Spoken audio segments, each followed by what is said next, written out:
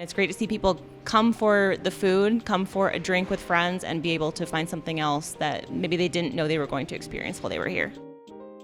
Being in this space and seeing how people interact with the work at this point, being vested in it with my own personal voice, my own personal work. I love the dynamic that he brings to the space.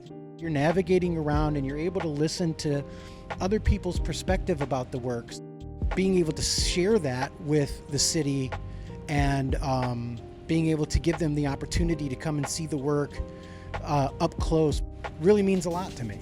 And I really wanted to kick off something in the beginning of the year to really kind of showcase that we're more than just showing art, but we're actually an experience space.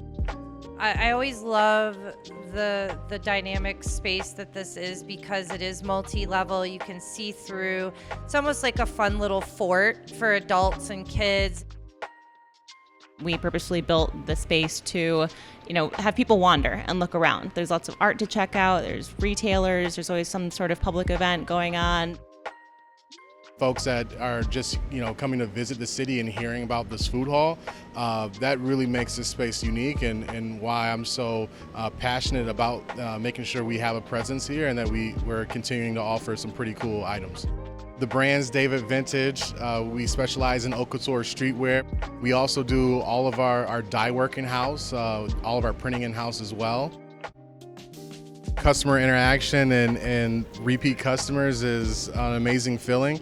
To know that people genuinely, rock with DV and what we provide and like to come back on a consistent basis really means a lot. And that's that sense of community that I think is so important that we've been able to establish here in the city. You got folks that we call it the DV squad that. They're looking for us when we drop new items, and they're always coming to check out the shops for new gear.